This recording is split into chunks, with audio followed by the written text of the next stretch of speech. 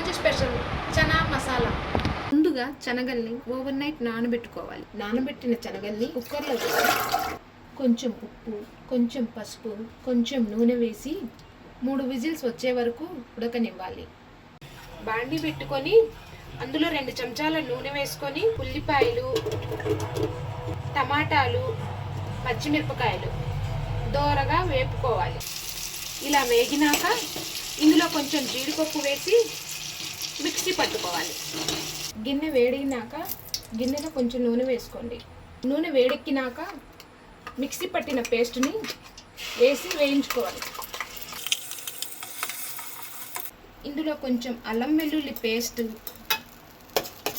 ఇందులో కొంచెం జీరా పౌడర్, ధనియా పౌడర్, గరం మసాలా వేసి కలుపుకోవాలి.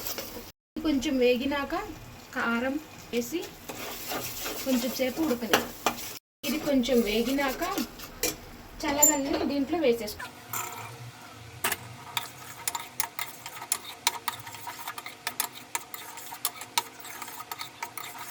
ఫైనల్గా బటర్ వేసేసి ఆఫ్ చేసేసేయండి. వేడి వేడి chana masala curry ready. Chana curry with roti super combination.